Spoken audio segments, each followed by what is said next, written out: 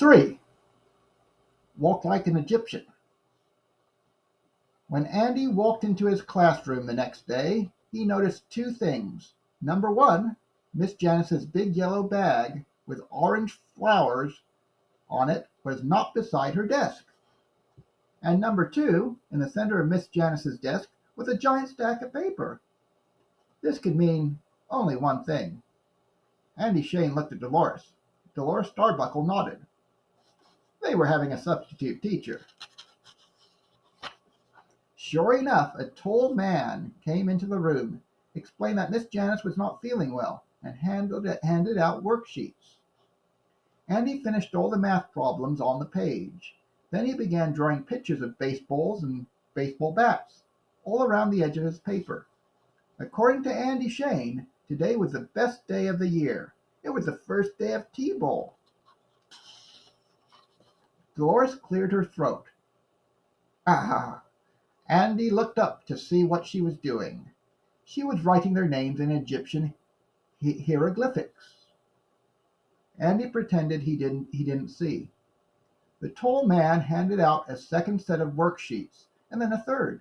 When Dolores had finished her third paper, she asked the substitute teacher if they could get well cards for Miss Janice. A wonderful suggestion, said the substitute. Andy Shane reached into his desk to find his crayons. He pulled out his action figure of Giraffe Man. Hey, he cried. His Giraffe Man was wrapped up in toilet paper. Doesn't he make a great mummy?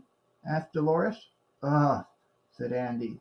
And he finished his card. After he finished his card, he would draw a sign for his desk that read, "No trespassing."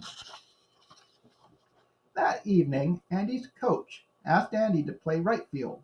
In T-ball, you have to have a strong arm to play right field. Andy Shane looked at the bleachers to locate Granny Webb. Sitting next to Granny was Dolores Starbuckle. Andy Shane couldn't help noticing that she was still wearing her fancy Egyptian clothes. Both teams had batters that had no trouble hitting the ball off the tee.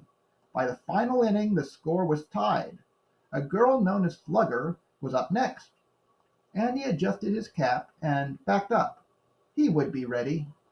Suddenly, music blared from the stands. Dolores was standing on the top bleacher.